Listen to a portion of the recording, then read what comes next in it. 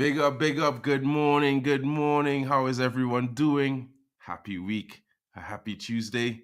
We're still buzzing from the win on Sunday, guys. You know what it is. We're going to be shameless. We're going to be bantering the Liverpools all week long, and maybe 2 weeks long, because there's still an international break coming. So, you know what, guys? Let's banter them, keep them on their toes because it's fun. And you know what? They deserve it because they've been talking 7 Up for years, for a whole year, bro. Last season, and they're still talking about that 7 Up. Maybe they didn't have enough to drink. But you know what's going on right now? We're talking about the transfer market. Guys, what are your thoughts? Who is Manchester United going to bring in this summer? We have a few options to you that has been off of Eric Ten Hag's shortlist. You know, there's a lot of guys on the list, must be told. You know, it might be 3 or 4 to 5 players per position, but they are priorities. Now, while these guys may not be the direct priorities in every position, there are one or two of them who are. And you know, we'll take a look at that as there are reports saying that we're going to be looking for 2 defenders, 1 option at fullback, 1 center back, 2 midfielders, and a striker. Guys, get in the comments. Let me know what you're thinking. Who would you like Manchester United to sign? Who do you think is going to come in and improve our squad? At the end of the day, everyone is a member of the first 11 once they're in the squad, because you know what? At any given moment, they could be called upon. And we should have a squad that anyone comes on in any given time, they're going to do their job, do their best, and the drop off is not going to be that bad. Also, profile for profile, determining on the style of play. And yes, we do have a style of play: open, expansive, possession based, high intensity, attacking football. This is what we're doing here, guys. Big up to all of you joining me. Get the likes up, get in the comments, make sure to subscribe. And if you're joining us in the after show on the non-live section, don't forget to leave a comment, leave a like, and leave your opinions, guys. Big up to all of you joining us. Let's get right into the show.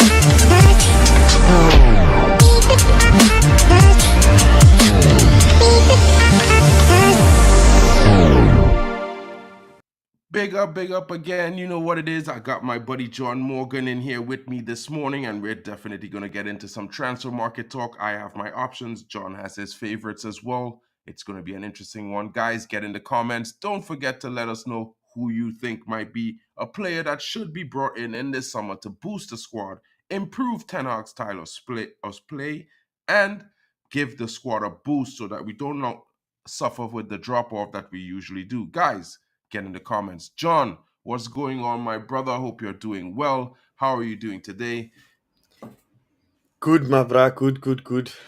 Still, like you say, still buzzing off that win on Sunday.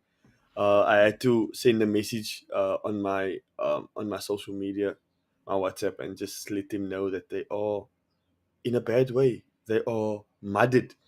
They are bad. They are losers.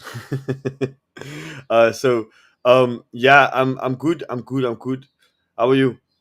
I'm chilling. And you know, buzzing off the reports, as I'm going to bring to the stage another report that's probably going to give fans some insight onto the reactions of the game. You know, just a little bit on Ahmad Diallo and Anthony. Reports are from the people who, you know, are experts. Ex-Man City, former Man City player, giving his regards to the performances of the young starlets. Anthony has earned high praise for his showing an impact off the bench. Manchester United's FA Cup triumph on Sunday. The winger has endured a lackluster sophomore campaign at Old Trafford thus far, which has seen him drop out of the starting 11 and be replaced by 19-year-old Alejandro Garnacho. Anthony has yet to be named in a Premier League calendar 11 this year, and with only 2 starts coming in fourth and fifth round of the FA Cup against Newport County and Nottingham Forest respectively, he may have given Eric Ten Hag something to consider now. Though, again, as against Liverpool in the quarters, he was pivotal difference maker.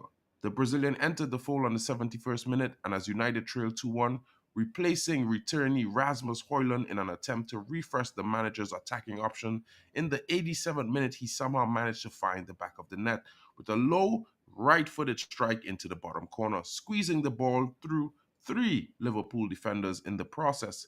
It took the tie to extra time, where he was then ordered to take a stint at left back. And thanks to further goals from Marcus Rashford and Amad Diallo, the Reds booked their spot at Wembley.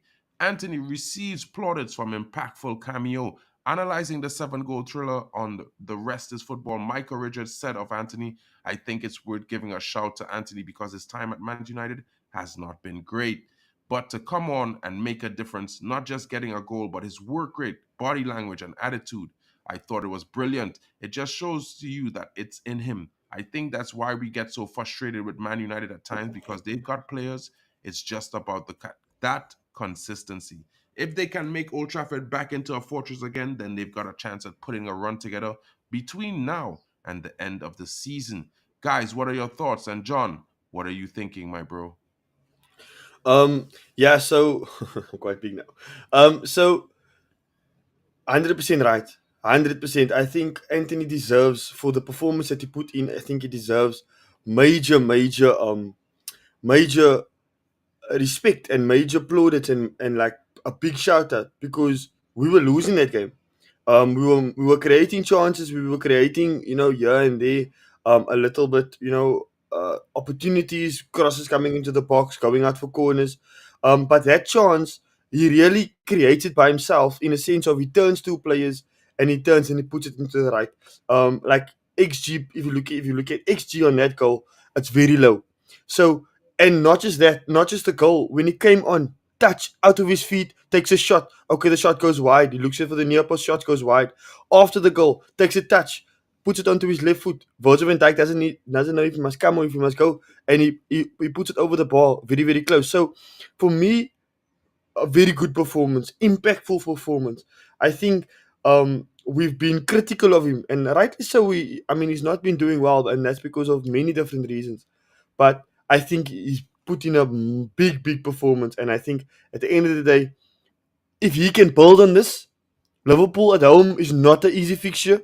Liverpool don't concede many goals, and the fact that he was so effective against them, if he can build on this now, and he can definitely turn the season around, and I think um, we can expect at least five more goals from him. If we can get five more goals from him, and maybe five more assists, 10 goal contributions for the rest of the season, I think he's turned the season around. And I wouldn't look to sell him, move him on next season if he can turn the season around. Because remember, we don't know how big the impact was of that scandal. We don't know how big the impact was of him having to go and sort out police allegations. That can be heavy on somebody's mentals. We don't know the mental capacity that he has when it comes to that side of the story. So if he can come out of that, and I think it's still going on. So if that gets settled and he can contribute to the team with regards to goals and assists, then um, I don't see why he can't kick on next season and be the Anthony that we bought. Because the Anthony that we bought, we wanted, right? 100%. I just think that a lot of people are focused on the fact that the backroom staff and recruiting of Manchester United were, I would say, deliberately, or in a way, not frugal enough. They weren't able to make an efficient purchase at the efficient time at the efficient price, and they waited till last minute. They made bad decisions, and then it ended up to be paying 95 million for the kid. I don't think that's his fault. I don't even blame the manager for that. I would say clearly for I would blame the recruiters. You know what I mean? I think they did a terrible job, because Eric Ten Hag, at the end of the day, he gave his wish list at the beginning of May in 2023.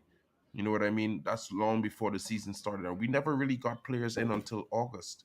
So it's one of those things where Manchester United has to do a better job behind the scenes. As a in recruiting players, you have to get them in the transfer window early, not wait until the end. Stop paying these astronomical fees, and trying to delay transfers, especially when you're getting it for a good price. But I wanted to also highlight the performance of another youngster at Manchester United, another one who's needs to be given some time, and he's been getting his game time. It hasn't been a lot of minutes, but the manager is also talking about his talent and what he can bring to the team as Eric Ten Hag finally addresses Amad Diallo's limited playing time after heroics versus Liverpool. The Manchester boss Eric Ten Hag has blamed the intense competition for places in the major reason behind Amad Diallo's extremely limited playing time this season. This is after Ahmad scored the winning goal for United after the on the 121st minute against Liverpool in the quarterfinal of the FA Cup on Sunday. The Ivorian expertly steered the ball into the bottom corner to send United through to the next stage of the competition, where they'll face Coventry.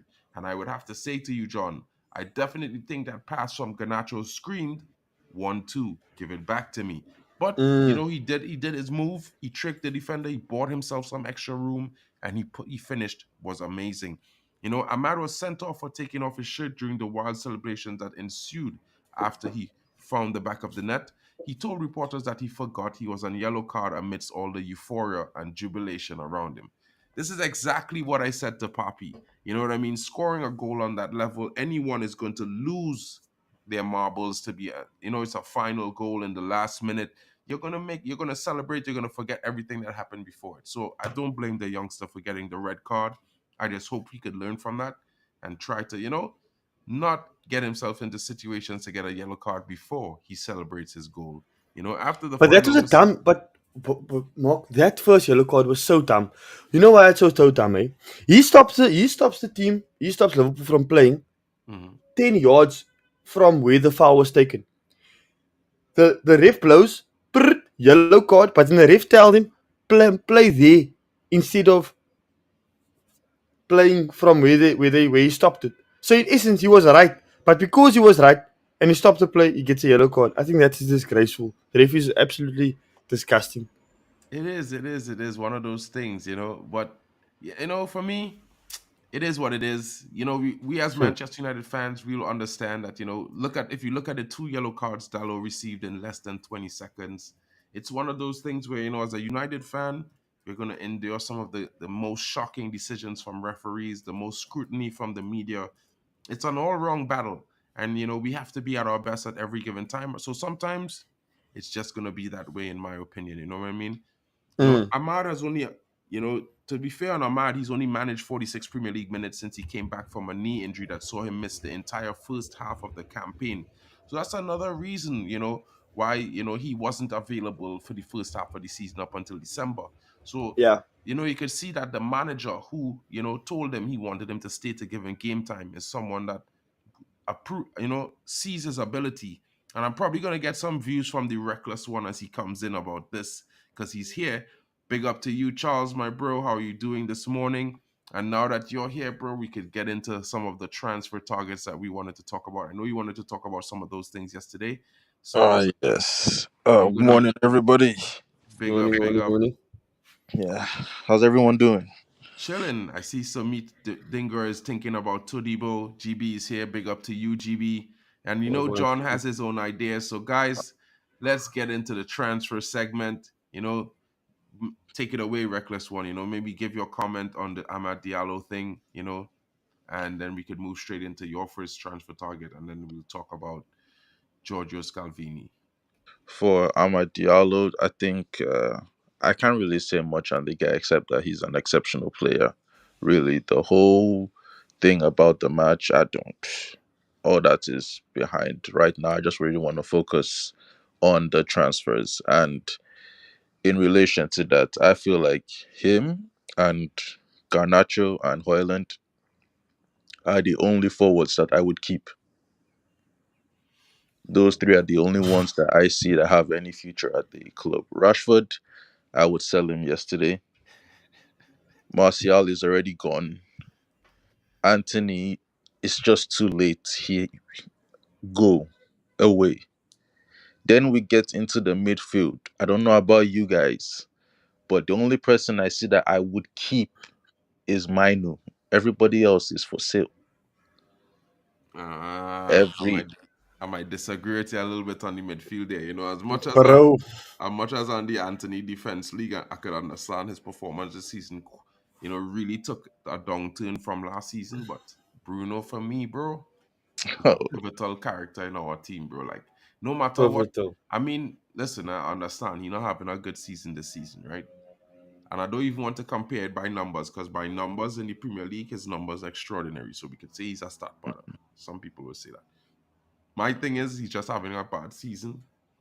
I will knock it down because we had two better seasons from him before consistently. So this season, I would give it to him. If he have a bad 6 months at the beginning of the next season, maybe I'll discuss selling Bruno, to be fair, I'm being honest, you know. But what are your thoughts? I mean, I know you're talking about you're going through the squad, but before you go through the rest of the midfield, give us a striker that you think might be a good fit to come into the squad, because I have some reports here from about two strikers that might also give you, You want to know? There's only one striker that I see, and he plays for Brentford, Ivan Toney. I want Ivan Toney. He is the striker that I want. If not Ivan Toney, then possibly Vlahovic at Juve, but that's a stretch for me.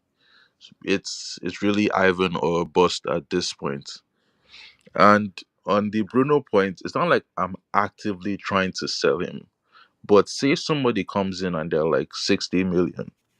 I'm only I'm I'm I'm taking it.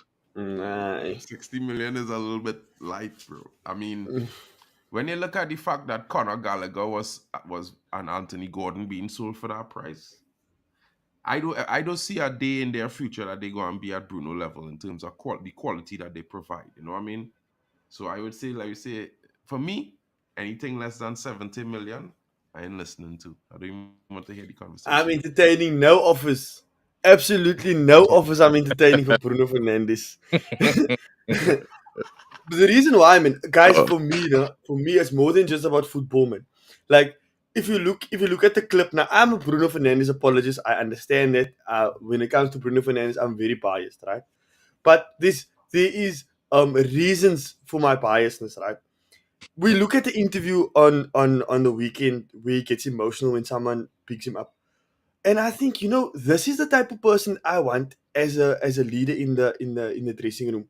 The people that can look at him, and yes, he throws toys into the cot sometimes. Yes, he's not perfect, but he is who he is. He's authentic about who he is, and he's not trying to be somebody else. He's not trying to be Roy Keane or trying to be the next Wayne Rooney Yeah, or whatever the case may be. He's gonna be himself.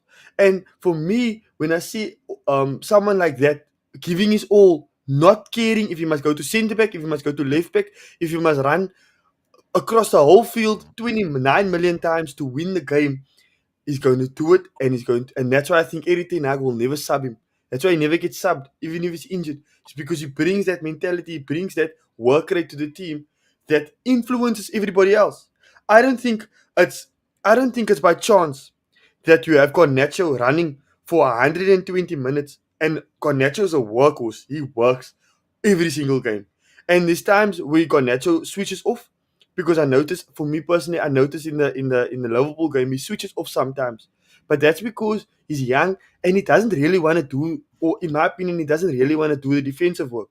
But when you see him run back constantly, running forward constantly, Bruno must always try and tell him, look here, do it, man. And I think you don't get a Garnacho doing all of those things if you're not doing it. So for me, I think Bruno Fernandes, you can't sell, if you sell that type of player, you won't be able to buy a player like that. In the sense of, you might be, this is a stretch, but you might get better in quality. I don't know who you're going to get in better in quality, because Charles have a mad take on better in quality. But what I'm saying is that you won't get much that's better in quality, but you won't get at all better in character when it comes to Bruno Fernandes. And that's why when people speak about Bruno, right? The rival fans, when they speak about him, they will always they get verergelijk, man. Oh, no, I can't say verergelijk. They get frustrated. Verergelijk is frustrated. They get frustrated because he's not doing. He's doing too much, man. He's influencing the game too much. They don't like that. You know what I mean? And we must accept it. We must like that as fans, because he's doing it for us, so that we can win. He go to the ref, right? A referee. You must always talk to a referee, because a referee will think that he can do his own thing. And if you don't talk to him, he ignore you and he take you for a joke. But if you talk to him and you continue to let him know that you're there, that he's being held accountable, that's when the referee start to take you into consideration, your 50-50s and stuff.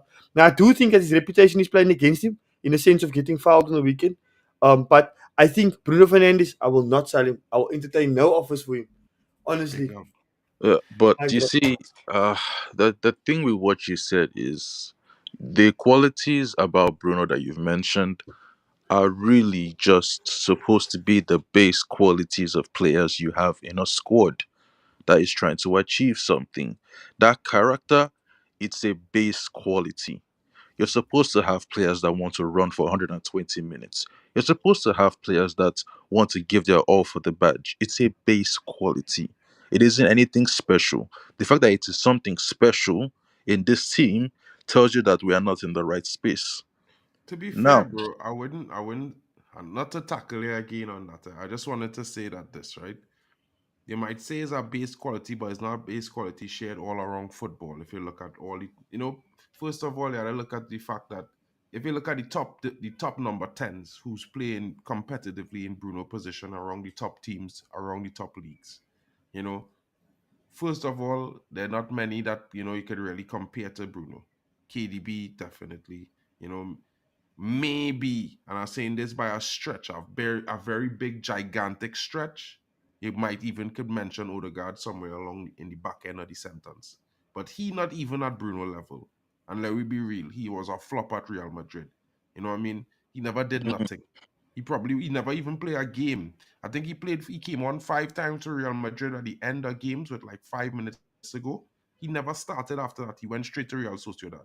So he was never wanted at Madrid. So when we talk about number tens, first of all, we have to always take into account the ability of the number tens that are around in world football right now. Because Joshua Kimmich is not a number 10. People say they would have him at United, but Joshua Kimmich having for the last 2 seasons, he's been terrible. Awful this season. Absolutely awful. People willing to pay 70 mil for Joshua Kimmich. You know what I mean? Because he had one good season at Bayern in the Champions League 4 years ago. You know? mhm, So for me, with Bruno, I understand he having a bad season. I understand that some of his qualities a lot of people might have a problem with. But you see, for me as someone who played football, I don't look at some things about some players. I look at their performances, right?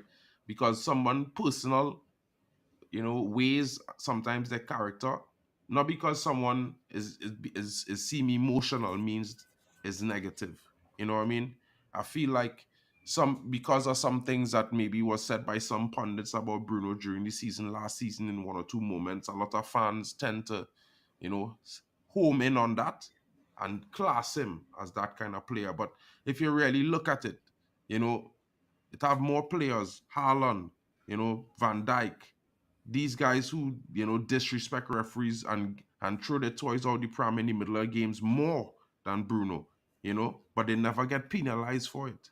So in a way, sometimes I feel like he getting a little bit too much of a critical assessment when it comes to his emotional state. Because what I mean, at the end of the day, the mhm, fact that he that emotional shows that he care about the performance of the club, he care about winning with the club for the club.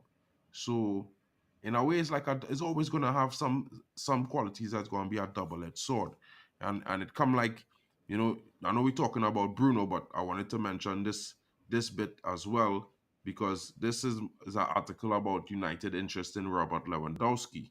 Now, while I am a fan of football and I do think Robert Lewandowski is a good striker, his age and his mobility is a problem for me. Now, while this is one season that he spent at Barcelona, and maybe he might be he might be looking to move because Barcelona has a lot of problems with spending right now and they're in debt. You know, coming to Man United, what will that bring? I don't know because what if he wants a starting role at United? Because I would prefer Hoyland to start mm. and him to come on and finish games. You know what I mean? So it's just one of the things that we're looking at in terms of prospective transfers. mhm. Uh, for me, I would get Ivan Toney to start and Hoyland to come off the bench to continue his development. And on the Bruno thing, it's funny that you say in number 10s. We don't play with the number 10, we play with two eights. There is no reason to have a number 10. Number 10s in world football nowadays don't even exist. That role is gone in world football. It Like isn't. It just seemed that way because everyone wanted it, because of the Pep style and everybody fancy with Pep. But number tens aren't gone in football. I mean, there Portuguese are. clubs still use them, Italian clubs still use them, and to be fair, Mm, Bruno sets up in an eight, but his role is more like a number 10 because he creates mostly everything for the team. You know what I mean? If you look at all the positions in attack, usually Bruno has a hand in everything. So at the end of the day, when I say a number 10, I'm not saying out and out. I'm saying more like his role, what we expect, most of what we expect from him. now that's the thing, yeah. When you have two eights, the roles are supposed to be split. You're supposed to be box to box. You are good going forward, and you are also defensively adept. You can cover the ground.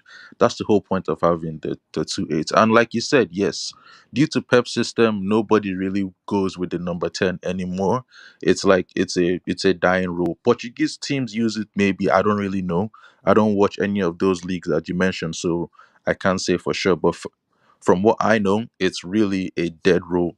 There aren't any number 10s left in world football. And the thing with Bruno is, just like John Morgan said, he influences the players on the pitch.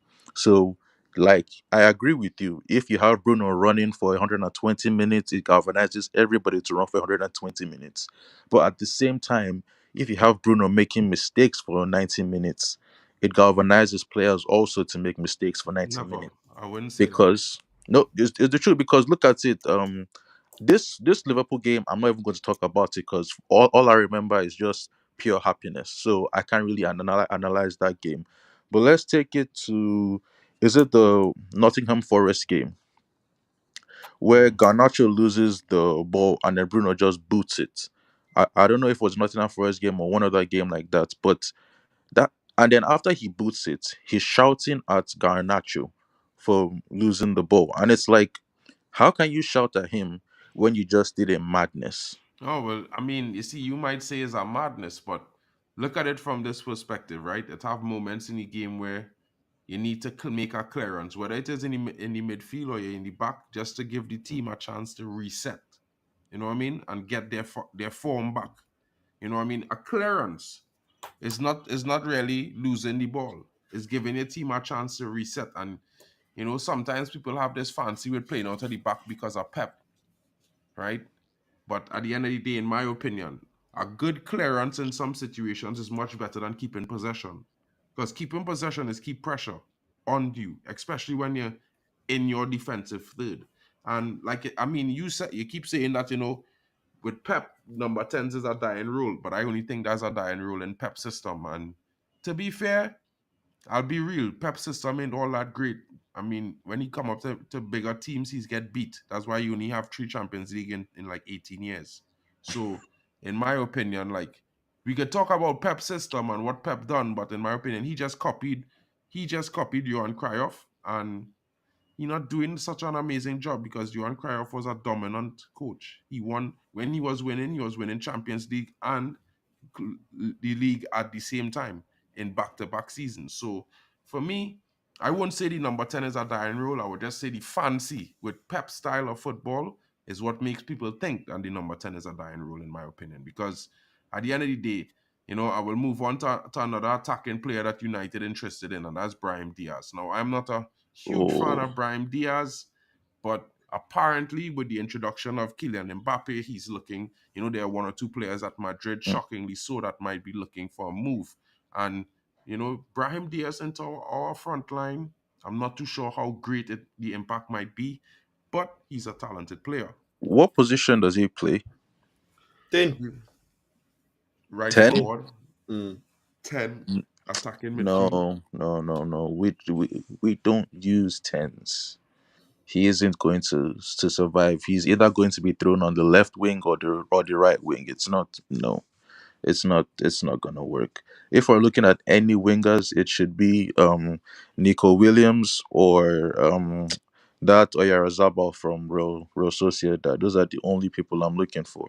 And in the midfield, again, I see only Minu staying, Paulinia as a new DM, and for the other I, eight, I don't really know. I'm kind of split between McGinn, what?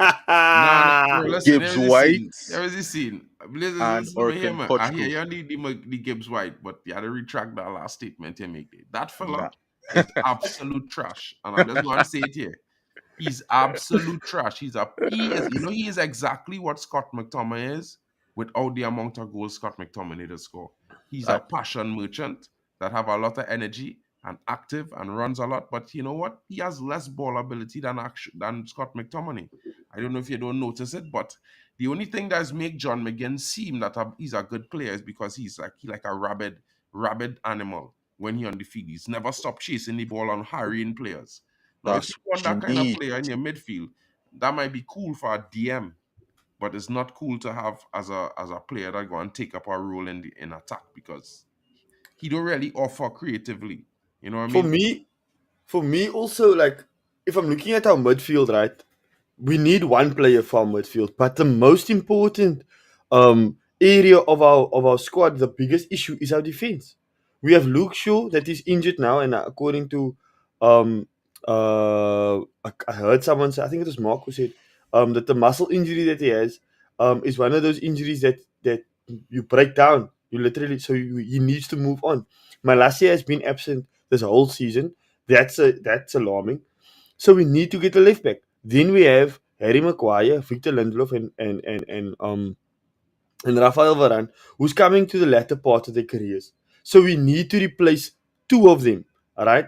Now, based on the season that Harry Maguire is having, he's looking like the one that we're going to get money for. So we're gonna have to then stick with Lindelof and then let Varane and Maguire go because that's the two players that we can get money for. So then we need to replace them.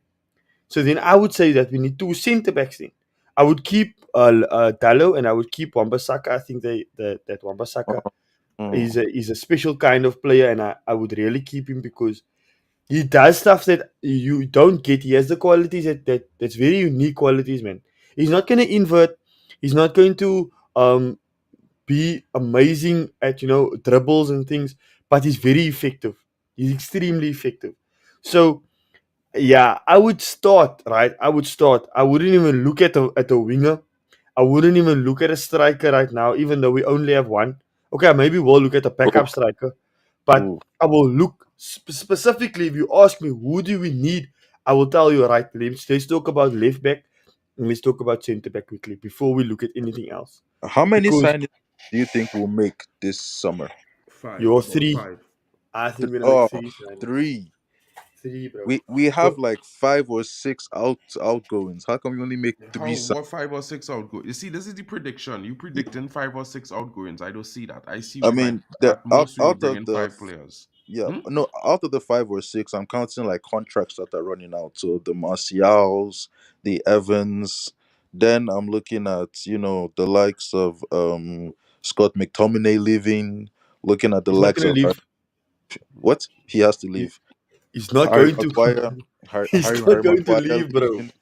Harry Maguire leaving. Wan-Bissaka leaving. Malasia, hell, Malasia and Luke Shaw can both leave, or one can leave and one just stays somewhere. But the left backs gone, one right back gone, two centre backs gone. In the midfield, Casemiro looks like he might be taking the dip. Ericsson has 1 year left on his contract. If somebody comes in for him, gone. Mount is going nowhere. We're stuck with Mount, so we have to live with him, and that's we are losing about 6 to 7 players this Oh, well, summer. I mean, that is actually ideal. To be fair, to move 6 to 7 players on, that would be that would be ideal. The ideal thing to do, to be honest. And we have a target in attack here called Joshua Zirksey. Gets his first Netherlands call up this week, and he's been doing a very good job in Italy. You know what I mean? And he played. And it's one of those things where I actually watched him play over the last 2, 3 weeks. He's not a bad striker. He seems to have a similar kind of ability profile to Hoyland. He has his different ways he does things, but I see this as more of a profile for profile, like for like someone who could come into the team and will not be able to demand a starting position when he gets into the squad, but will be able to, come in for a few minutes and, earn his way and probably compete for possession. Big up, big up. At the same time, when we look at, I don't want to keep on attacking players because at the end of the day, I just feel like, we're going to be dealing with more of the midfield. And I just wanted, and defense. So let me start with the defenders because I think this is a youngster that we've been looking at for the longest while we've been monitoring all season long. He has an experience of playing with Hoyland at Atalanta. He is one of the hottest prospects in defense in the world right now. He plays off right center back. He's very progressive, very strong, very good in the air, very quick on the ball, and he offers that ability to, with good vision to make deep plays from the back.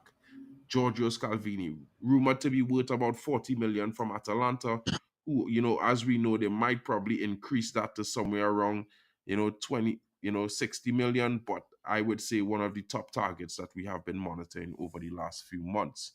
And, for me, we definitely need to get a centre back who could come in on the right side or play on the left side. And this is a youngster that could do that. I don't know what your thoughts are if you haven't seen him. Kenny, welcome to the stream. Big Uh, I up, see Mark. John All Morgan good just with tipped you, because he man. had to go to Reckless Thoughts, but we're not going to be here for much more than 15 Oh minutes. yes, yes. Oh yes, yes. Um, so, yeah, I just saw this name like Giorgio Scalvini. I mean, I'll be very honest with you. I don't watch a lot of Serie A games. I'm pretty much more focused on the Premier League and La Liga this season. In my honest opinion, sometimes maybe like German league. To be fair, yeah, I think I think you say that he played alongside with like Hoyland, right, or something Mhm. like that. Hmm. If you ask me like how many outgoings and how many incomings, I'd say realistically four outgoings and four signings. That's good. That's more likely what I'm seeing. Reckless, what are you thinking, so, bro? yeah, it's just with four outgoings, then you're literally keeping the whole squad I mean, because well, I mean, we're not talking about the players who definitely leaving like Anthony Martial. We're talking about four outgoings and out of the okay, 11, the big, yeah, maybe we're not naming them, but we oh, in terms okay, of what I thinking about, possibly because we had a bid coming for 75 million for Marcus Rashford. We don't know how serious the bid is. It's Yeah. definitely reported that it's being talked about. So for me, when I mentioned the four players or four to six players leaving, I'm not even including Anthony Martial because he's already gone, in my oh, opinion. okay. So I guess we're on the same page in terms of outgoings. Then, in terms of incomings, I have a reluctance to sign any promising player because I feel like right now our squad is getting too full of promise. Our entire front line that I plan to keep is promise. Our midfield promise. We can't also be doing promise in the defense. I feel like at some point we need to start getting like seasoned professionals in. That is why, like for me, a centre back I really like is Everton's Brathwaite. I have him here, and since you mentioned him, I'll just bring him up. That way, you can see the headline right now. And welcome, Keyshawn. Big up to you, Hey, bro. what's up? I know you Morning, have been guys. busy for the last couple of weeks. I know it's early for you out there in Jamaica. It's Jamaica you're in right now, right, bro? Now I'm in Florida. Oh, okay. Big ups, Oh I big ups, saw the bro. yeah. email, so I said I had to catch this show, seeing that I was up early. Big up, bro. And as you mentioned, Jonathan Bradway, I like him a lot, but I didn't add any players that we are looking at that are going to cost us more than 70 million pounds into this into True, this true. session this morning Mhm. because I was more like looking at the other options that we are reported to be looking at because in my opinion, we already know we want Jonathan Brathwaite. We know he's going to be costing the region of 70 to 90 million pounds, and it's the same for Amadou Onana as well because we're interested in him for covering the midfield. The only thing that might be able to save us is if they get relegated, which would probably knock the price down and keep it from reaching in the region of maybe a 80 million, might be around 70. No. But you're looking at spending 140 million for two players. And when I look at the finances of Manchester United, we would definitely need to bring in somewhere in the region of 150 million in sales if we want to do deals like that. I don't think we're going to spend 300 to 400 million dollars this summer directly on players and Yeah, yeah, yeah. acquisitions unless we had some Absolutely. sales with it as well. So, Hmm. Jonathan Brandwaite is definitely a big shout, very good talent. I like him a lot. I think anyone, including, Kishon, might also show his appreciation for Jonathan Brandwaite. What you think, bro? Well, Kenny? honestly, I've not really watched Everton this season. I don't think I've watched Everton probably when we've played them. So I don't know much about the player. I've heard his name circulating around United recently, and I've seen where some United fans that I know personally, they're of the opinion that he isn't what he's made out to be. Plus the price tag as well would be too much. Big up. Kenny, what you think about him? And I just wanted to put this up so, Kishon could see that there's the other one of the other options. Yeah, yeah. For that Everton player, yeah, I'm like, yeah, like I've not watched a lot of Everton games, but I'll be very honest with you. Against us, I don't think he was really that good against us in my really honest opinion. But if you want 70 million, I don't think we should risk 70 million if you want to buy like one player. We have like other options, like Ignacio. Maybe he's like around 50 million pounds. Yeah, So jo- I think, Mm. Goncalo Ignacio is a top player. I actually like him a lot. I have him on the thumbnail, but I didn't bring up the information because I wanted to talk about the other players, right? Because he is my favorite. I've been talking about him for the last 4 to 5 months.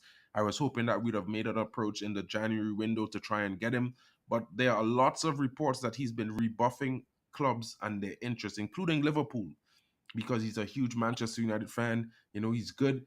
He finds Captain Bruno to be a leader, and he would like to play with Bruno. So for some reason, I feel like it's almost a shoe in if we was to go get Goncalo Ignacio, because he's a left-sided defensive player. He can play left back as well. He's one of the leading defensive players for passes out of the back and progressive passes breaking lines this season, with an 89 percentile average.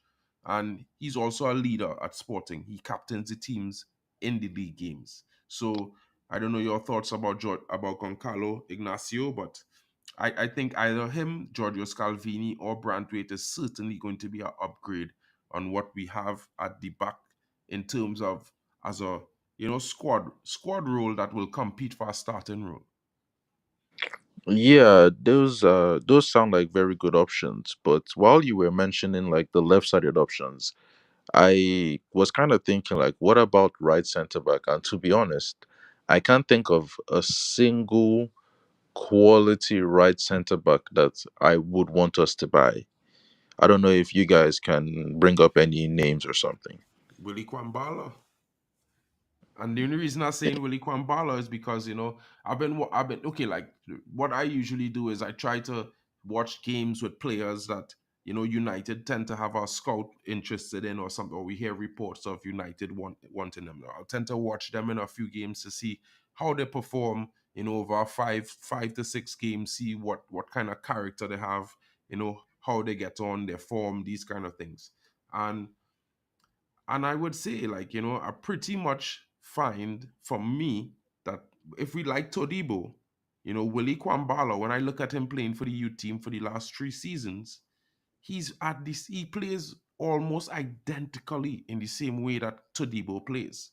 He might not be identical in age because he's 3 years younger, but I think size wise, profile wise, stature wise, he's almost an identical fit to Todibo. So this is why I was, initially I was like, yeah, let's get John Clare Todibo. But then as I started seeing Willie Kambala more and more training with the first team, and then I saw him got his debut and I saw his performances, I just couldn't help but think we already have a Todibo here. Hmm. yeah. I'm not going to disagree with you because I don't even think Todibo is somebody we should be looking at. I think there's a lot of overhype going on with him. But for me, if we keep Kambuala, then we have to keep Varane also. Well, yeah, I mean, like at the end of the day, like, look, I actually think that we're gonna need to keep either Varane or keep Varane and Johnny Evans another season because Oh, definitely, listen, it's not about having them start, but it's about having them share the experience with the youngsters we Squad. developing. Yeah, yeah, You yeah, know what I yeah. mean? Squad player. At the Yeah. end of the day, if you look at Chelsea, Chelsea is a perfect example of why you can't have a squad of only young talent. There's no Young experience talents. to show them Absolutely. how to win games. And hats off to Poch because as much as I don't rate him, to be to be in 10th, 11th, mid-table, yeah, in the Premier League, facing squads that almost all of them have a wealth of experience in playing with each other more than 2 seasons, then it's quite difficult. If you look at teams like Burnley and Sheffield United, these teams have been playing together for more than a season, sometimes 2 or 3 seasons, and they're losing to the likes of Chelsea. It's not just because of the quality of the youngsters, it's because of good, decent coaching. And I would say the same for our team. Because if you look at our squad, a lot of these players here before 2022 or around 2022, we all wanted most of them out of here. You know what I mean? And it's not to say that they are not good, but we know that they have deficiencies. And the manager has been improving lots of players. Look at Scott McTominay on Sunday. My boy scanning before he received the ball, looking over his shoulder, many moments during the game. Never seen that before. So maybe sometimes the coaching is take a time, different stages or different times to instill in different players based on their own personalities and styles. So you're saying So Mark we should keep? You're not saying we should keep no, no, McTominay. no, no, no. Okay, No, I'm okay, not okay. saying we should keep McTominay. I'm just saying that based on what I have seen over the course of the season, like in the last since January, I've been seeing some slight improvements in lots of players, right? Listen, And that's it. let, That's all I'm let, saying. let me just chime in on that. Right, I definitely think that we have to keep Varane in that backline because this morning I was actually thinking about Lisandro Martinez. And when players tend to get recurring injuries, you start to worry on whether or not they're going to be reliable for the season upcoming, right? Hmm. And I'm starting to question his reliability, seeing that he came back from an injury in the summer, right? And then he got injured again. He came back from the injury, started playing, and got injured again, right? And I'm saying, obviously we're going to keep Lissandra for the future. However, if Maguire and some of these guys leave, right, we need some experience, and Varane will be the best option, especially Yeah, in yeah. terms of the quality that he has possessed in the past and some of the quality that he still has. I just think the thing with Varane is that we cannot be playing him in every game, but he's Facts. still a reliable player enough that we can use for at least 1 to 2 more seasons. 100% agree with that statement. And this is also why I've been mentioning Goncalo Ignacio because I feel like Goncalo Ignacio, in terms of profile, is more alike Lissandro than any other defender that I've been looking at so far. And the reason why I say Goncalo Ignacio is because I just feel like he is going to be able to provide that, challenge or backup that we would need so that even if Goncalo Ignacio, I mean, even if Martinez is out, we still have an option that could come in and play like for like.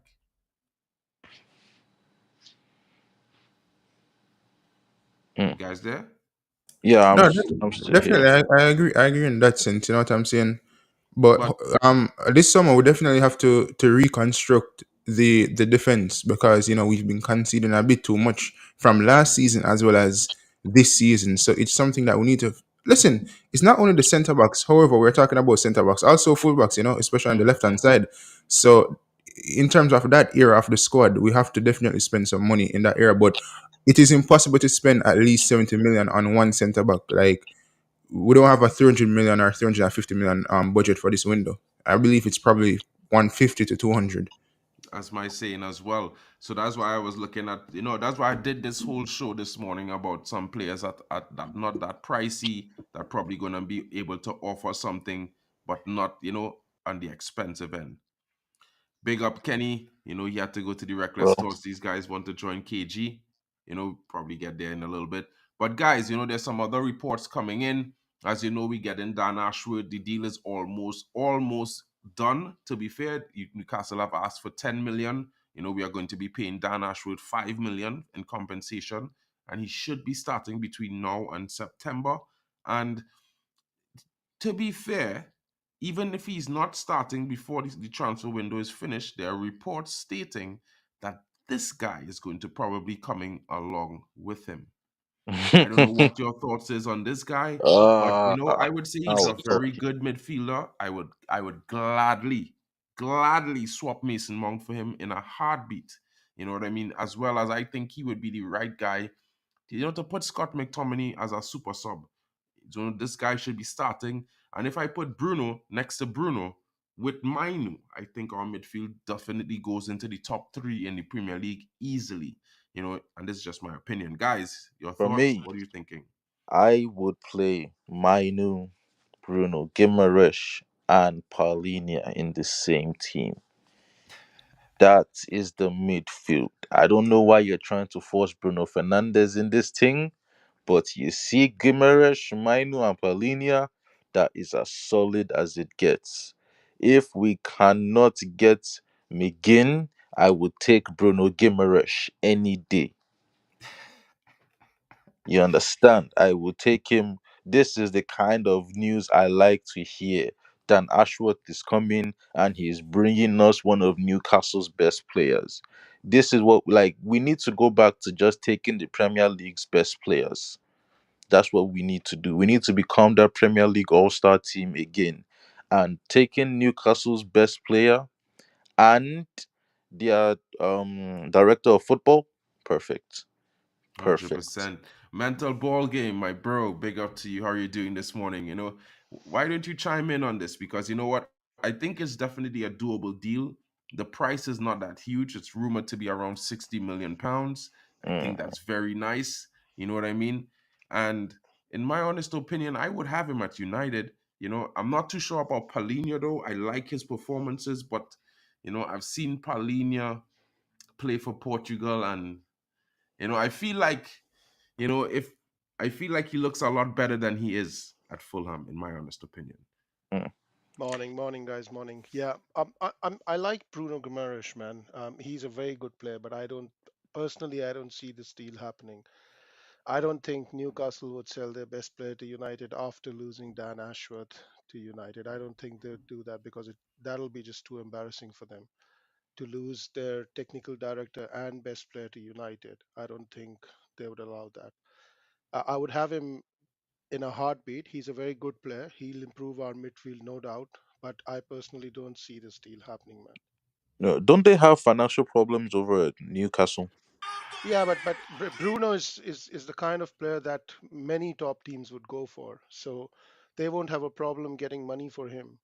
I don't think they'll come to United for money. I think they'll just sell him abroad somewhere and get the money. Yes, but who is looking for a Bruno Gimaresh right now? Like, really, Mm, in the midfield markets, you have Kimmich available, and that's where I believe most of the top teams are going to focus their attention. Because say what you want, Kimmich is one of the best DMs or midfielders in the world, and Last now five that years. he is available, top teams are going to be looking. Bruno Gimaresh coming over on this way, he's not as big a name, and so I feel like that deal could possibly be like our deal of the summer, where we start like, I don't know, May, and by like August is when he joins that type of thing. But honestly, I feel like it is a very doable deal if we want to do it. Well, in my honest opinion, I would not even look at Joshua Kimmich. He's fallen off. I think he's half the player he was for the last 2 seasons. In the last 2 seasons alone, just in the Bundesliga, he's not even come near his numbers of the seasons before in terms of his defensive ability, defensive stats, or his attacking output or contribution to the team. He has not been able to be as available due to injury consecutively for more than 2 to 2 months, being out of the Bayern Munich team in last season and during this season. There have been, for me, I would not buy a 29 year old player that's probably going to be 30 in a few months, and for the price tag of somewhere in the region of 70 million pounds. I think it's insane. Honestly, he's not that level of player for me. I've never found, and I mean, I'm not going to lie. When I first started seeing him at Bayern Munich a few years ago, I thought he was great, and he had consistency for a few seasons, but he has surely, in my opinion, dropped off in the last 2 seasons, and I would not be touching him with a yardstick. And it's just my opinion. Now, you guys might disagree, but I mean, I watch Bundesliga week in, week out. I live in Germany, so I mean, Dortmund is literally like 45 minutes from me. So, I go to Dortmund games now and again on ticketing. It's my opinion that I feel like in some of his performances, even when I went to Dortmund and saw the game against Bayern Munich this season, I felt like Kimmich was one of the worst players on the field. So, you know, I feel like the Bruno Guimaraes deal is not that difficult to do based on the fact that Newcastle needs to improve their incoming money and profit so that it could benefit their FFP for the long run in terms of players they could go and buy and the amount that they could spend. And because of the fact that FFP is looming over Newcastle based on the last purchases they had last season, I think it's a deal that they might not want to do, but will be forced into based on financial constraints. Madrid is already sniffing around Garnacho, but I think, yeah, unless they're going to get rid of the youngster of the right hand side, Rodrigo, I'm not too sure if they're going to come in for him. But if they do, I definitely think it's going to cost them somewhere in the region of 80 million pounds, which I mean, I everyone would do knows my opinion. a If you Garnacho Rodrigo swap yesterday. What? I wouldn't, because I No, would no, no. Mm-mm. I would I would give them Garnacho and pay them 40 million for Rodrigo to come the other way.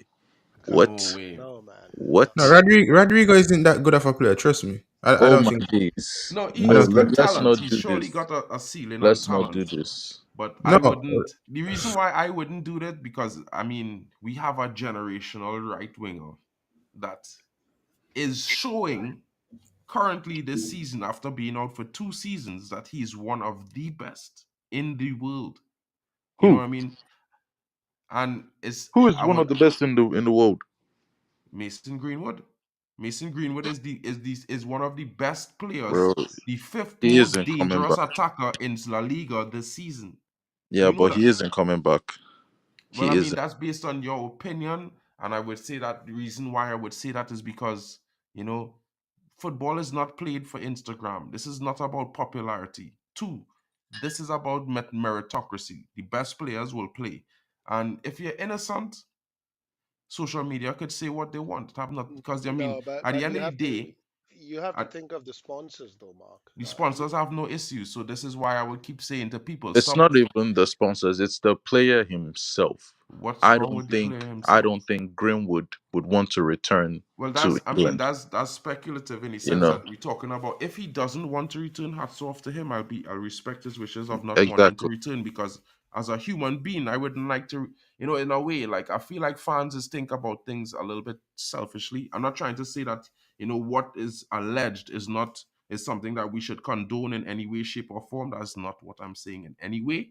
But I'm just saying that at the end of the day, the way we feel as fans, we have to try and keep a balance, because at the end of the day, I feel like we're being imbalanced in the sense that we're talking about what would the media say. No one cares. What would the rival fans say? I certainly don't care. I'm not a rival, I'm a United fan. So, and when we talk about having the best players, why would we spend 70 million pounds for Olise when he is half the player of Mason Greenwood?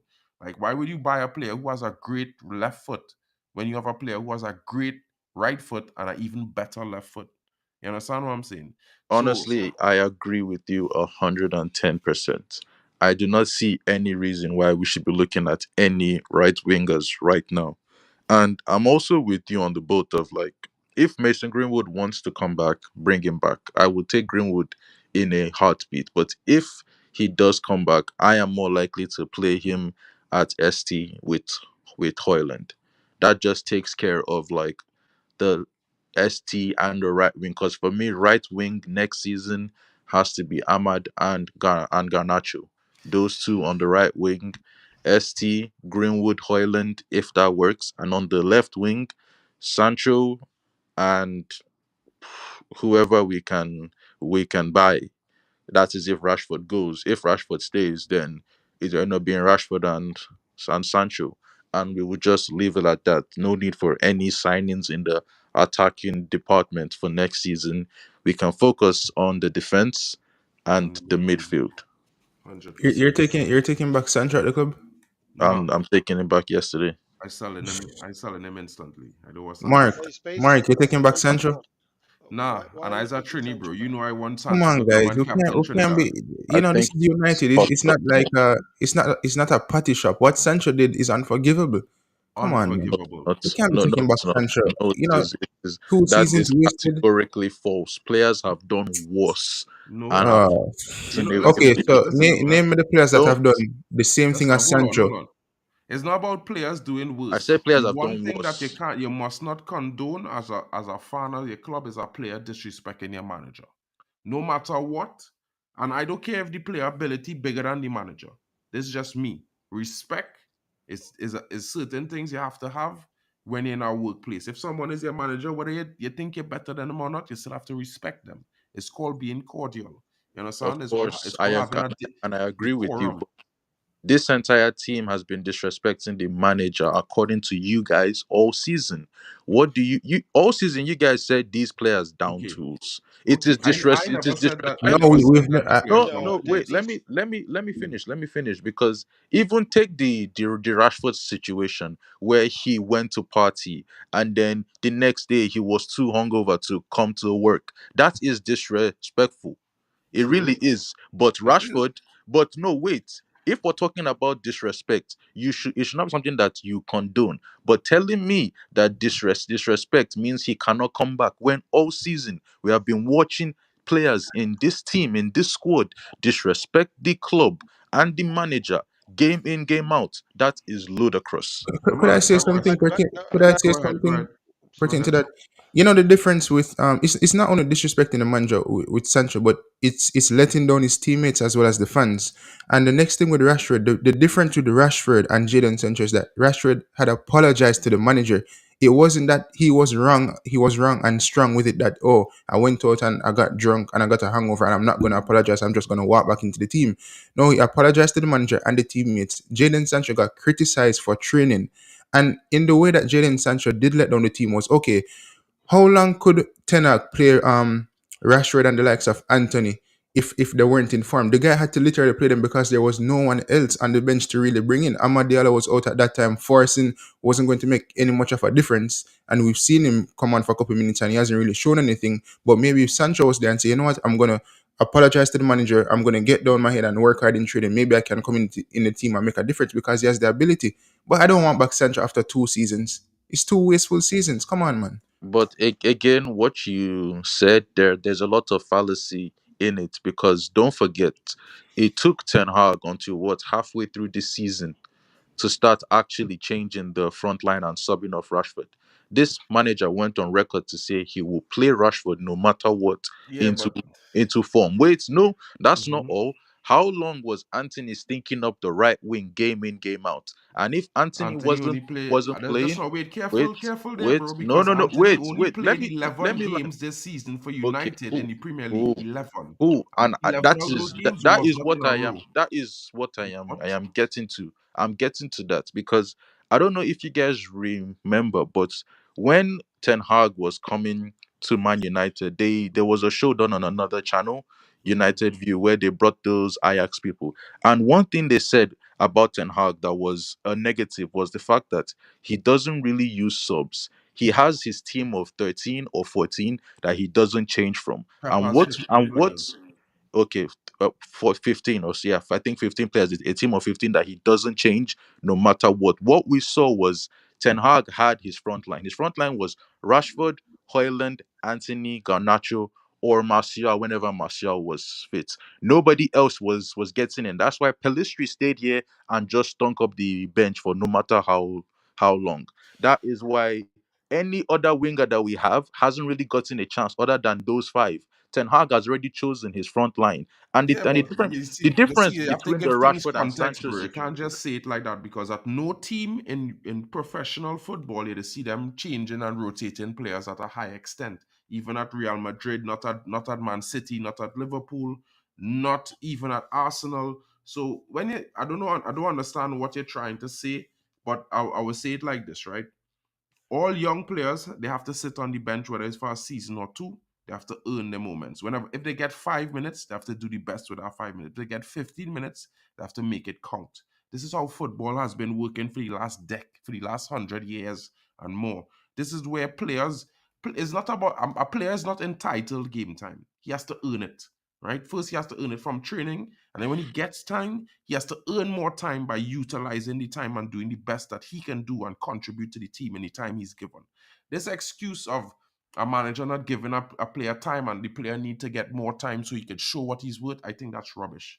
I think that's for average players, Mark, right? that goes back to when Oh, that goes back to when Gomez was at the club a couple seasons ago, and people said that Angel Gomez wasn't given a chance. This guy got repeated minutes, even more than what some of these young players at United are getting now, and he didn't really show anything.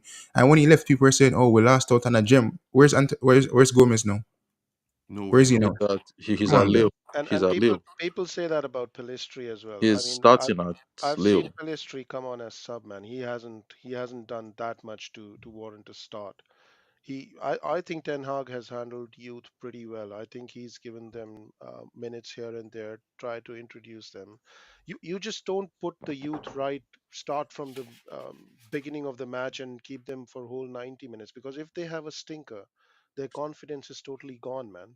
You have to really handle youth very carefully, bring them in Mm. for 5 minutes here, 10 minutes there, so that they gain confidence for a whole match. You don't just replace your star player in Rashford.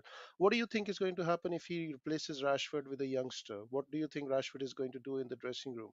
The dressing room is going to become toxic very soon, man. If you So remove Rashford your is star going player. to disrespect the manager and make the dressing room toxic. No, That is why it's not. he It's shouldn't not. make It's the not about change. No. disrespecting the manager, man. If It's you about are what? if you as a player are star player of the team, right, and you're suddenly taken out of the team for a youngster, you're obviously going to be moaning in the dressing room.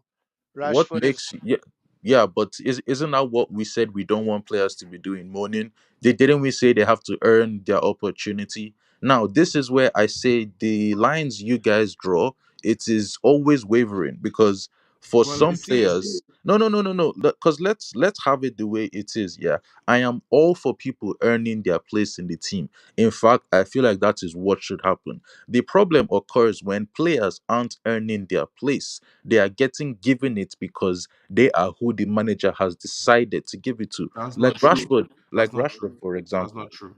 Now, Rashford Isa is out Rashford there. criticizer, bro. That's not. Hold on, because I feel like you're missing me. Because Isa man want Rashford sold for the last 3 seasons. Swear to you. I want Rashford sold this season, bro. I To be want him fair, sold as as well. well, man. We are But not what I'm saying that saying Rashford is should be that this, there. right?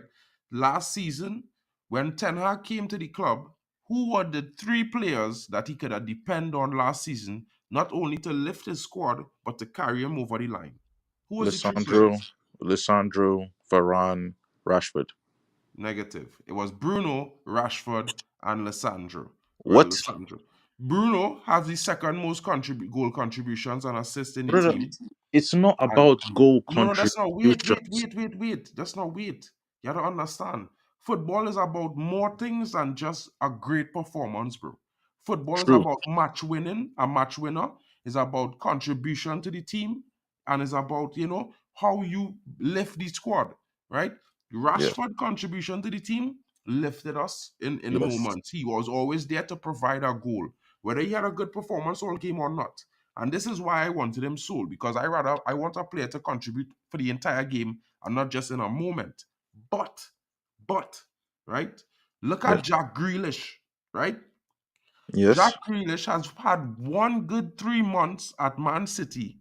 In the 3 seasons he's been there, he's had a good 3 months, and that was last season. He didn't even play 9 months of his first season, and he was bought for £105 million, bro. Mhm. Right? Yes. So understand what I'm saying. How many games did Jack Grealish get this season? He had about 15 games, right, this season, and Yes. more game time than Doku up until January. Then Doku starting more and more and more and more, right? So now Yes. everybody forget. So for me, I didn't like the fact that Ten Hag wasn't subbing Rashford, but I understood why. It was because last season that was his goal scorer, Mm-hmm. right? So this is why I know he was dependent on him, and I didn't like it. Was mad at it every game, bro, because I was always criticizing the performance, right? But you have to understand that sometimes, players where you will depend on. Look at Haaland this season, bro. Man have 16 or 17 goals in the Prem. Last season, he had already 30 plus. You understand? He's half the player he was last season, right? Half. Look I at mean, De Bruyne this season, bro. Scott McTominay had more goal contributions than De Bruyne. Who would the have think that possible? De Bruyne has been injured. Come on, he Bro, has. I'm not saying no, he hasn't been injured, but I just wanted to, I just clarify, I just showing you, even now that he hasn't been injured because he has been playing for the last few games uninjured, he's been rubbish. Mm, He has been trash. You understand? So I'm yes. just saying, look at it like this, right? At sometimes, whether a player will go through bad form, right? And the manager, as the manager, if that player did well for you this season, you had to trust them that they will find the form back. You had to build with them because if you just throw them away, there's no loyalty there.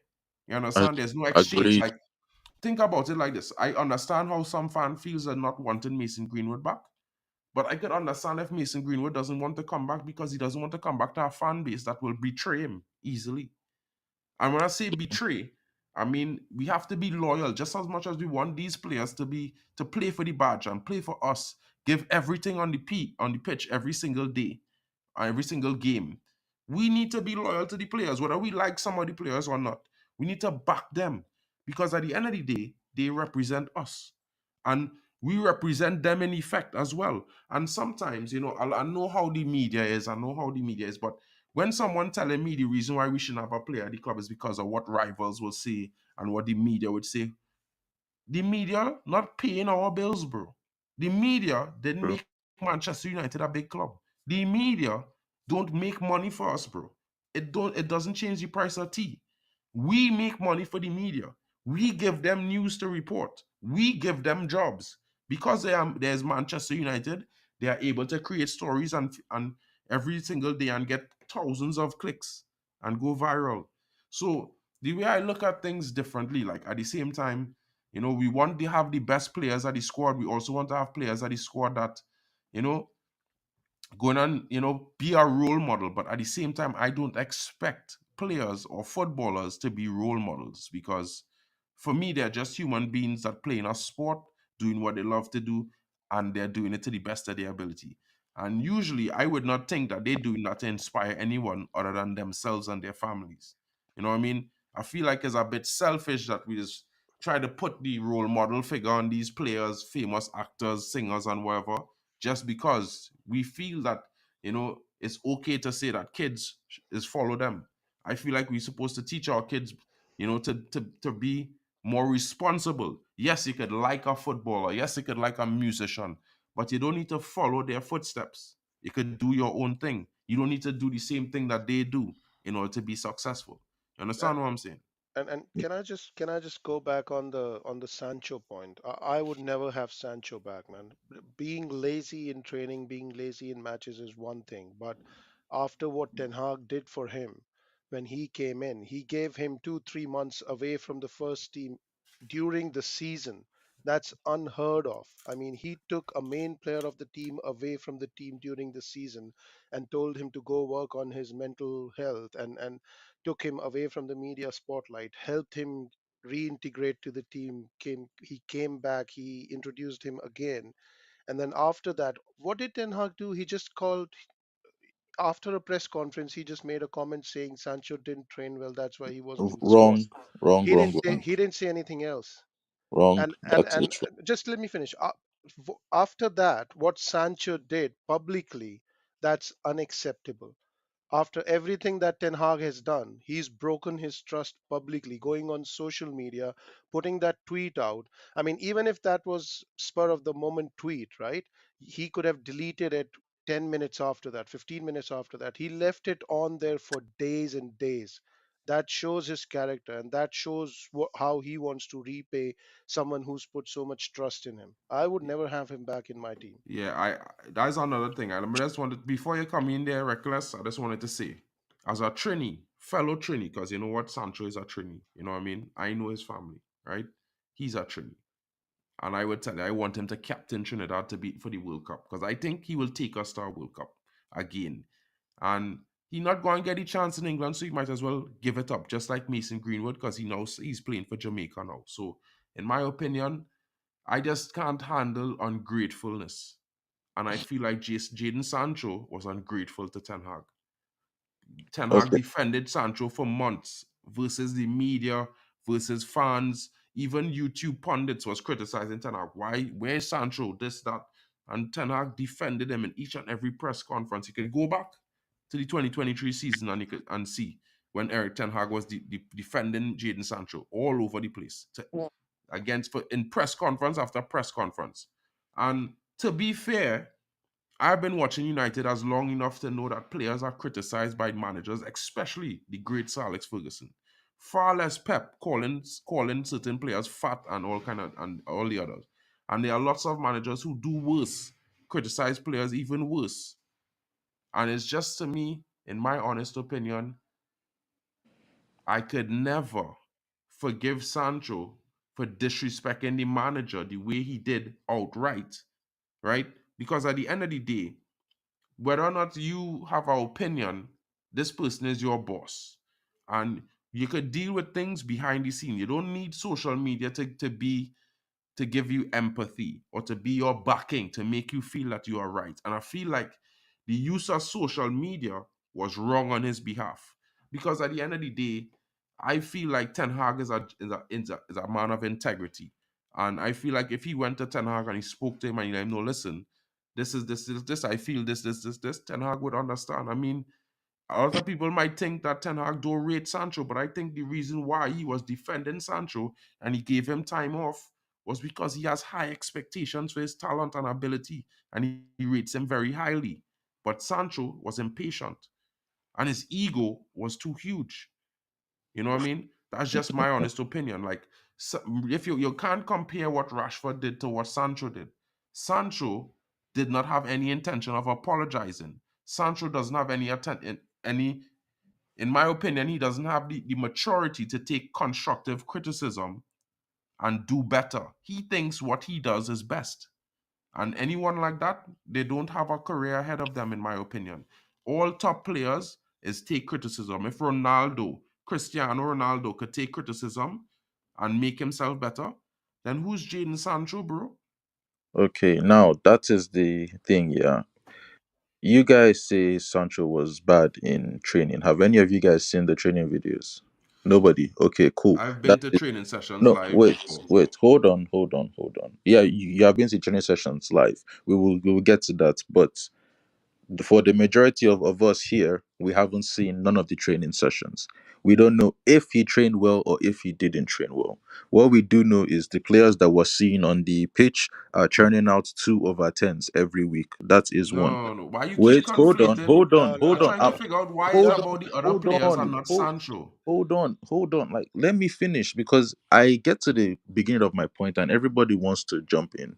The thing with Jadon Sancho and the Rashford situation is they are both two different situations. One is a subjective one and one is factual. There are actual pictures of Rashford in the club. You can't hide from that one.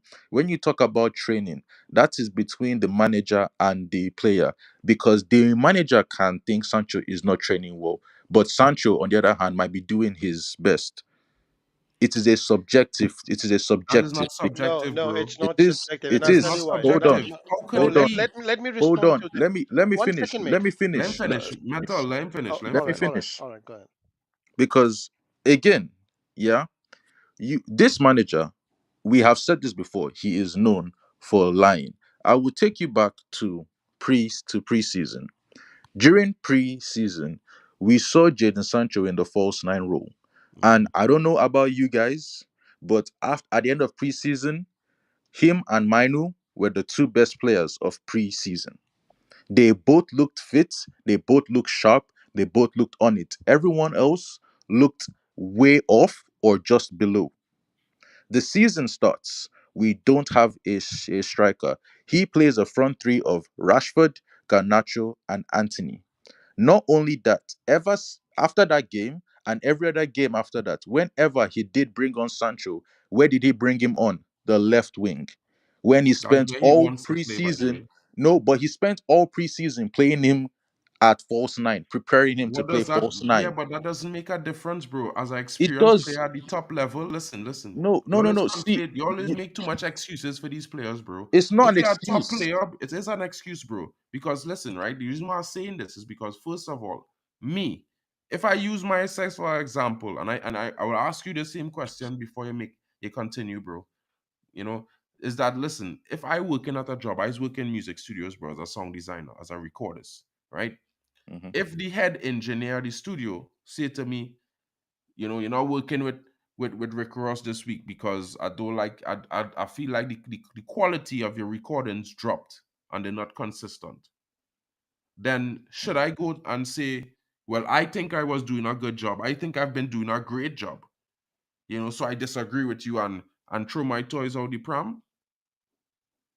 But he Because didn't. it would be just as embarrassing if I don't get the best sessions at the studio when I think I was one of the best engineers. You know what I mean? So for me, when I using it as an example because it's the way I look at life. If my boss who overseeing my performance says to me, "Hey, you need to step up, or you're not doing good enough. I need to get better from you." The first thing I will ask is, okay, where and what can I do to improve so that you will see you will get the effort you're looking for. And if the boss say to me, listen, I needed to put more effort in, I needed to record the stuff at a louder level, use a different compression tactic, I needed to use more to do it without auto tune or something like that, then I will have to adjust the way I work and work on that so that until the boss say to me, hey, performance. You know what I mean? So Mark, if could I? the No. Can I just quickly respond on the Sancho point, man? Then I've got to drop off. For the Sancho one, you're saying he's bad in training. Do we have any proof? Matic, in one of his interviews, has clearly said that they had a kitty where they were collecting fines for being late, and the Yeah. highest fine pair was Jadon Sancho. That is So, false. so That that, is false. He said Sancho and Pogba were the ones that were late the most, and yeah. that at So, the end, when they pulled all the money from collections, they had about 50K. It that just goes to show Pogba and Sancho were not the only ones that were late. They were just late the most. so what We does that don't tell know you? how that So, what does money that was tell you, man? shared. It, What does brother, that tell people are you? late to training at every single club. No, they're not. Everybody. What do No, you they're mean? No, not, they're mate. not. No, they're not, mate. They could be late once or twice, and with Ten Hag's standards, he dropped Rashford when he was late for a team meeting by 2 minutes, man. So he's Yes. not going to tolerate a player who's late again and again and again. With Jaden Yes. clearly must have been because it previous history shows that he's lazy. What do you mean previous history shows that he is I lazy? wouldn't say From I what wouldn't go that far No, to say no. he's from lazy. what No, Could I this just is where you from guys what start Matic is actually saying. conflating. Because Matic said could I him just and could I Pogba just chime in? were late under Oli. Now he was late to training under Ten Hag. It doesn't work that way. The Could I truth of just the No, chime in matter on no, the is, on the? let's not Let me regress one. let me just chime in on the subject Sean, matter. All right, all right, I'm gonna Okay. drop off, guys. Cheers. Thanks. big up mental Great ball game. discussion. Catch you tomorrow, bro. Yeah, big cheers. up. We have Cheers. to take into consideration that even before Sancho came at United, there were accusations from the German papers that he was normally late at Dortmund. And I remember when he moved to Dortmund recently, I think the president or some sporting director said, "Oh, he hasn't been late," but we've seen where Dortmund has criticized him and they've fined him before for being late for training. And the funny thing is, why I love Manchester United, many of these players come at United, right? And they claim that we destroy players, and they say that, oh, just look at what the player's going to do when he leaves the club. Jadon Sancho has left for Germany. What has Jadon Sancho actually done since being at Dortmund? What has he actually done? Come on, let's be honest. It's the same German paper slamming Jadon Sancho for his performances, and he wasn't When, performing at United. So what's the difference? when which German paper were like, I'm sorry, but I have been Countless papers watching up some until recently Bundesliga, slammed Jadon and Sancho for match that is performances at Dortmund. categorically false. Firstly, Jadon Sancho Mark, has Mark, Mark, let me tell Jadon you this. hasn't You know what they played. do with Jadon Sancho? They look at Jadon Sancho in isolation. When he just went there and he won the penalty. Oh, Jadon Sancho won a penalty. Brother, What's he thinking I about have winning been a watching. penalty? I didn't look in isolation. I have been watching. And the thing about Jadon Sancho is, firstly, he has missed what is it not 4 or 5 months of football. He has just been training. He has missed football for 4 to 5 months. Players come back from 3 month injuries and are not the same ever. This guy That's hasn't kicked ball. that's This there's a this difference in that firstly players come back firstly from an wait injury. wait let me finish He hasn't played ball for 5 months, so his match sharpness is off. When he came back and he played his first game, he got what an assist. Second game, he only played like what 15 minutes, and then he was injured. He missed one game. He came back another game, and he has been steady ever since. Yes, he looks like he isn't sharp, but watch the actual games. He has been playing well. So let us not come and start telling lies. There is no what journalist or anybody over in Germany slamming Jadon Sancho. Not Actually, one. I'll bring the papers to the stream tomorrow, and I'll show you them live because I Bring live in the Germany, bro. bring the I live in paper. Germany, bro, and Dortmund is literally 45 minutes from where I am. You know what I mean? So I could tell you, bro. Like, I'm not trying to say Jadon Sancho has been awful in Dortmund. I'm saying he's been decent in most of the games, and in some Thank games you. he's been better. But there have been some Exactly. games where his performance has been sorely lacking, and he has been slammed by the German papers. And Yes, I that's would say this about your statement that you said just now. There's no, players after spending 5 months out and whatever, will not be match sharp. Then what we gonna say for Mason Greenwood, who was out for 18 months, and he's the one of the he's the top five for most dangerous attacking players in La Liga this season. yes, I he would is have to the say most. that I would say that that shows you a difference in character, in mindset, in work I ethic, in feel like effort. I feel like it's No, it's no, more I just, difference in bro, in I in love Jaden quality. Sancho, bro. I love Jaden Sancho, bro. But I just keeping it real. Jaden Sancho has not proved at United that he deserves the starting minutes that he wanted. He has never proved that, in my opinion. Under Eric Ten Hag, he has been given many a chance. You know what I mean? In my opinion, not just being allowed to take 3 months sabbatical to get himself match fit, but the manager defended him. Not only that, but he's been given more game time under Eric Ten Hag than he received under Oli, who bought him, right? Because remember, he was at United for 3 seasons. So two and a half Don't before no. Eric Ten Hag. One and a half. Um. One and a half before Ten Hag. So, I'm telling you, bro, it have statistical evidence to prove he got more game time under Eric Ten Hag, Yeah, but right? didn't he only spend about what? How many months did he spend with Ollie? A year and Oh, a half. He came in yeah, January. Oli yeah, was sacked January the yeah. next year. But in the first season, he played. Well, I don't really know. You might be correct that he has gotten more opportunities under Ten Hag, but that is like for my own point. When you bring up Greenwood and how he is the most one of the three most dangerous attackers in La Liga, I think that speaks more to his quality and more of like his physical ability compared to Sancho.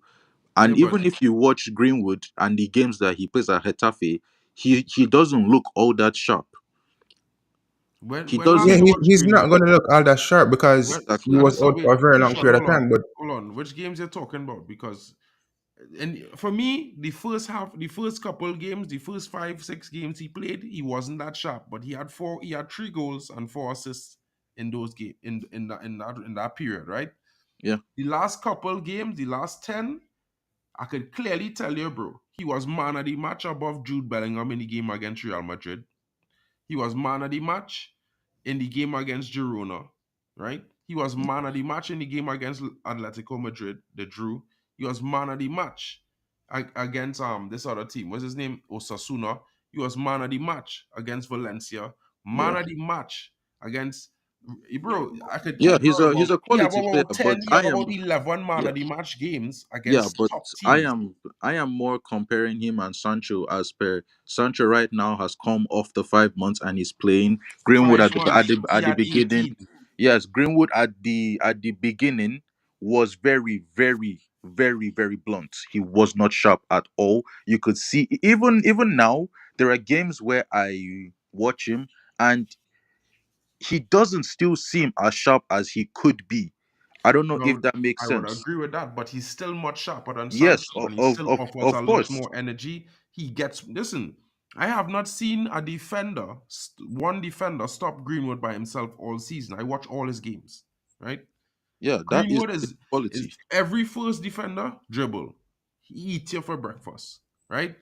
His attacking play in the last 10 games is more output than almost any other player in the league right now. His attacking output for his club.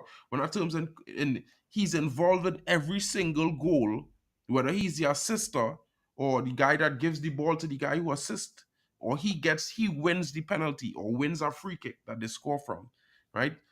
And this is what I'm saying about him compared to Sancho. Sancho is not showing that at Dortmund.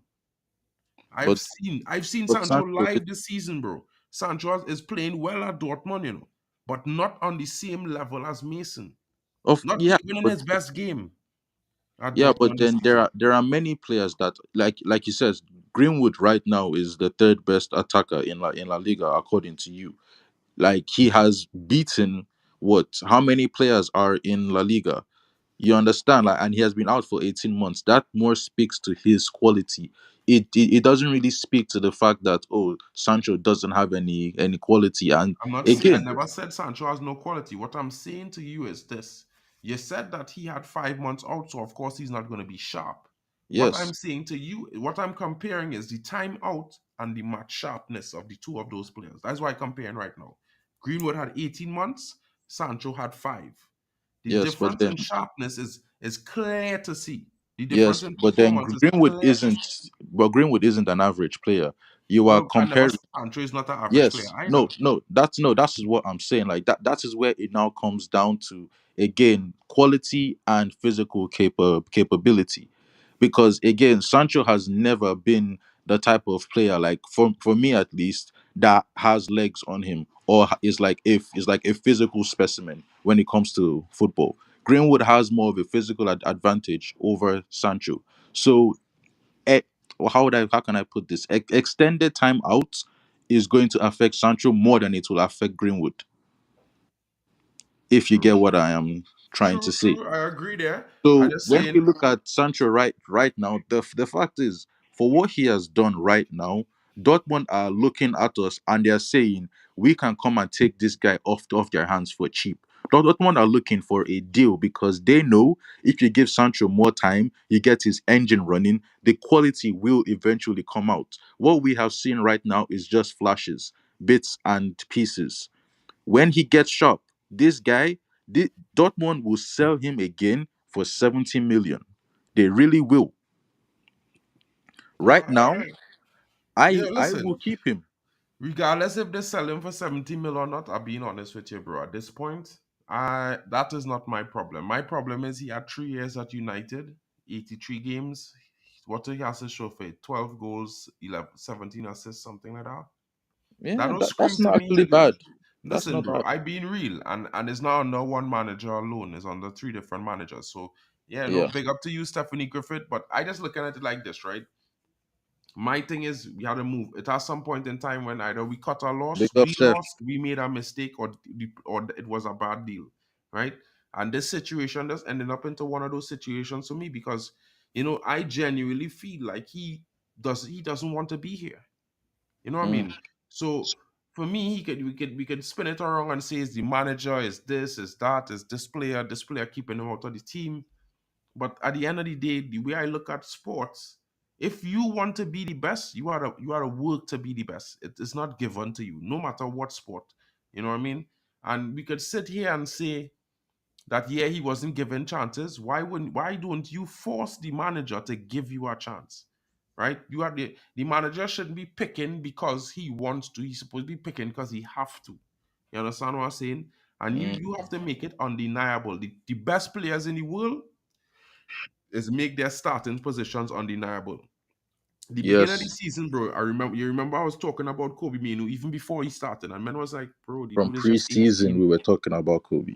That Exactly. And people are saying, the guy is just 18. You sure he could do it in the Premier League? Where is the sample size? He only do it in preseason, he playing in the youth. Why you all saying this now? The whole of England want him in the team for the Euros. The bro, I whole of them. cannot think of 5 midfielders in the Premier. I can't think of 6 that are better than Kobe Minu. I can't think of 6 midfielders in the Prem right now that are better than Kobe Minu. Max is 5, and about 4 of them are at Man City. Possibly. That, like, just think of it. Liverpool, nobody in Liverpool's midfield will I like say his levels above Kobe. I think we need to calm down a bit, man. Trust me. No, Yeah. but No, like I think know. I of know. it. Nah, I just come on, man. Who You is have the midfielder? people doing it for season Think in, season out. You cannot just season look in, at a couple season months out, of Kobe and be like, oh, he's the best thing since sliced bread. No, I'm not buying that. bro. Come on.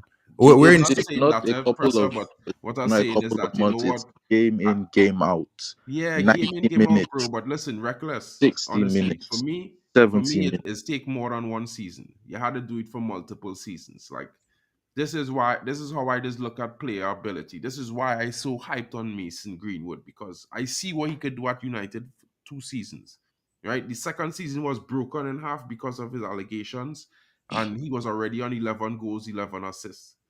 See him Qu- after 18 months out, what he offering to the footballing world is nothing short of, bro, Quality player. quality, right? Now, Mainu, for me, I see his ability. Just like I see the ability in Dan Gore Jr. and the other youngsters, Shea Lacey, who coming through, Ethan Wheatley. All these youngsters have lots of ability. The Fletcher twins. Phew. But you know what? The ability need to be consistent. They need to do it for 2 seasons. Garnacho, this is why, last season I wasn't mad at him. He came in, he took his chances when he got his chances. He had some poor games, but his form kept improving. This season, you could see why. Or for last season, he got the chance to start. It's the same thing for me with Ahmad. I'm keeping the same energy for Ahmad. Ahmad scored a goal on Sunday. Amazing. His performance on Sunday was the best I see in all the minutes he get this season. Because in the first couple minutes he had, he wasn't doing as much work. His work rate wasn't as good. So maybe the manager spoke to him and it improved. Now let's see him push on from that with the chances that he get, whether he start or he come off the bench for 20, 30, 40 minutes.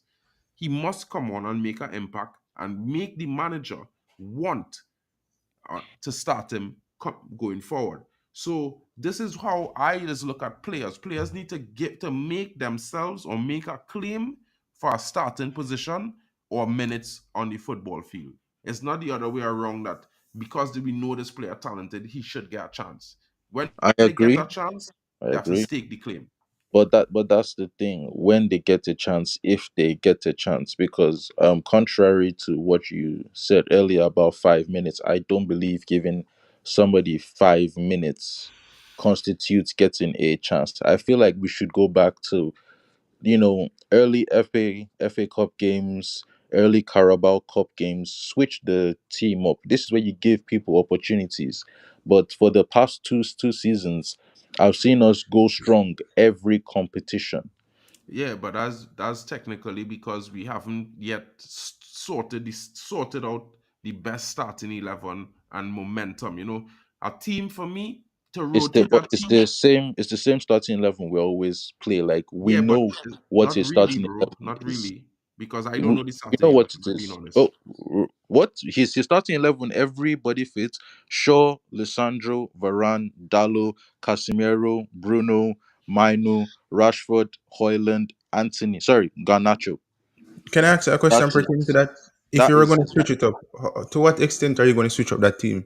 There's literally no one on the bench. To the extent that I will switch it up if I like at the beginning of the season or now. No, I mean, we're talking about, you said the cups, you play them in Yeah. early cup games, but when you Yes. switch up that team in early cup games, right? I just saying it's like who we have. Literally, in my honest opinion, like Yeah. Keyshawn is saying, we don't really have that much on the bench to say, well, we basically would be Again, tossing if a you're coin. talking, yeah, if you're talking right now, I can agree with you. But at the beginning of the season, then at that point, we had Sancho, we had Pelistri, we had what is his face, centre backs in Lindelof, Evans, Maguire. We had midfielders Mount, Ericsson, Casemiro, Bruno. Who else? Amrabat was on the bench at the time. There were players that we could have put into the team. There was it. Actually, There we was started we started the season with 17 players injured, bro. So I don't think we had all of those players available this season. To be fair, when the Carabao Cup was going on. when the season began, we had 17 players injured. Yeah, when the season when the season began, the Carabao Cup wasn't open. The Carabao Cup starts about 3 weeks into the season, I believe. They were still injured. The majority of them. No, a majority of the squad wasn't still injured. I could tell you all who was injured. Yeah, This tell all me. club, but Give me I a know second. Malacia was still injured. Varane was still injured. It was Amad Malacia, Diallo. Varane, Diallo was Yeah, injured. Diallo was gone, but Sancho was I mean, fit. Sancho was fit. Maguire was No, still fit. Lindelof was Hoyland still was injured. Amrabat was not here yet. Amrabat came in what week game week 8 is when Amrabat came in because or game week 6 or something like that because he came in right on the closing day of the And I transfer have to take window. into So consideration that was that a whole month into the season, right? uh, You by know game week 6 we started to lose players as well, like Casemiro and these guys. exactly. So for what me, you what gotta okay, look just at give it me a from the second. perspective where yes, we have a lot of players theoretically on the squad list, but we didn't have them all available at any given time to say we could have make those changes. A lot of the changes happen to be our youngsters. We did play some youngsters, I mean, granted, but like the season, is one of those things where it will always have some complications. It's not perfected on paper. You gotta remember the manager implementing a new system, looking to find his best 11 this season because that fit his system. Because last season we was not really playing his way. We could see that the formation and the tactical changes was made in this season. So this is why I'm saying, you know what? I still don't know the best 11 really because it might still have a young player or a player who come in might take a spot or claim a spot from somebody who's already there. So you never know, right? So this is why I look at it from the perspective where, perspectively speaking, we might see more of those things next season because I feel like next season we will go into the season with a more prepared, fit squad.